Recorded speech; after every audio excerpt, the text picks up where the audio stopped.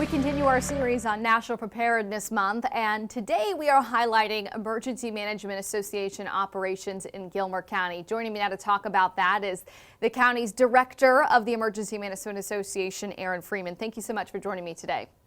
Thanks for having me. So, Aaron, tell us more about your role in Gilmer County and how you got in that position. I've been in the fire service quite a while. I've been in service going on 28 years now. I did deputy director for EMA here in the county for about 6 or 7 years, a few years back, and then got out of it again. And then recently was ready to kind of move on, and this position came open, and I applied for it, and I was selected for the position. What do you really love about emergency management and the different facets of the job that provide challenges but also rewards for you? That's just it. Everything we do is different. It's on a different realm of versus a 911 response. We're looking at a big response and planning prior to the event, after the event, all the above. And it creates a bunch of different challenges that you don't normally see when you're doing 911 response. So you talked a little bit about coordinating and planning in advance. How far in advance of, say, a hurricane or a winter weather threat are you communicating with other officials in the county, maybe the city of LJ, and also the school system up there? So we have a lot of planning activities. Usually, if it's a hurricane events, we start looking at it the minute we start seeing storms in the Atlantic or start looking at tracks. We start kind of putting thoughts together in our head.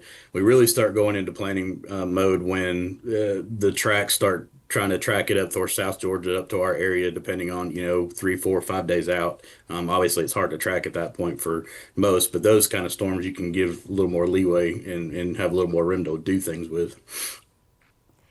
And when we talk about big weather systems like hurricanes coming in or like just a summertime flash flood, are there certain areas of the county that are more prone to flooding or wind damage during a high wind event than others based on the topography? Yeah, so the type of storm really varies here. We're surrounded by a chain of mountains. So LJ, the city of LJ and the city of East LJ kind of sit in a little bowl, topographically speaking. So the southern end of the county tends to see a little more flooding, whereas the north, northwest, northeast see more wind damage when we have those kind of storms. So you mentioned they kind of sit in a bowl. Do you notice that the winds in LJ versus some of the outlying, do they like funnel into the area, or is it the highest winds just stay at the top of those mountain peaks sometimes? No, we get a lot of spin up activity from, especially on the Fort Mountain side. I don't know what it is, but when storms come across from the northwest there and they move kind of to the east, southeast, we get a lot of spin up activity. We get a lot of downdrafts, a lot of damage. I pulled some data not too long ago, and over the last 10 years, we've had roughly 113 to 115 reportable storms, and a lot of those are wind damage reports. That's not and 5 of those now are declared federally declared disasters. But we see a lot of stuff that's just random summertime events. Past June 7th was another event, and we had pretty substantial damage for just spin up activity. Yeah, and I was going back through some of the numbers on last year too. I mean, May of 2024, 4 separate tornadoes in one day, May 8th, 2 EF1s, 2 EF0s. People think, oh, I'm in the mountains, I can't get hit by a tornado, but that's certainly not the case at all. It happens more often than people think. We get questioned all the time. When's the last time a tornado hit Gilmer County? Well, last year you had 4, so there you Yeah. go. And on that note, during National Preparedness Month, we're really trying hard for residents to understand, okay, in my county, how am I going to get notifications? So I have all those tools in my toolkit. In Gilmer County, do you all have weather sirens, or do you prefer your residents to sign up for some kind of digital kind of phone alert system when there's severe weather? We push the phone and digital systems. In fact, we're in the process of changing over to a different system now, but sirens don't work well up here. The lay of the land, and we've never had them. So the amount that we would have to be effective, it far exceeds the costs and maintenance that would require to do it. So then if you have phone notification systems, is that something they can sign up for on your website? How would they get notifications outside of a no weather radio or signing up for those wireless emergency alerts? So right now, we're still under contract with HyperReach through October 1st. Then we're moving to what's called My EMA Connect app, which will have all the information they need in one spot through an EMA app or an app you download to your cell phone. All the push notifications, everything. And then on top of that, we have the iPause alerts, which is, for those that don't know, it's kind of what you see for Amber alerts and stuff like that. That's iPause. So we push that pretty regularly if we have to. And those are the ones that in your settings section of your phone, you can turn on the Amber alerts, the emergency notifications. So that's great. So October 1st, new system coming in. Will that be on your website before the end of the month? When can people begin signing up for that? Is that October 1st they can start signing up? So that one hasn't gone live yet. It will be before October 1st. They'll be able to download it. The app is still, we're finishing up production of it now, hopefully rolling it out in the next week. You'll start seeing flyers and social media pushes now to kind of identify what we're doing and kind of have a campaign to transition from HyperReach to the app we're going to now.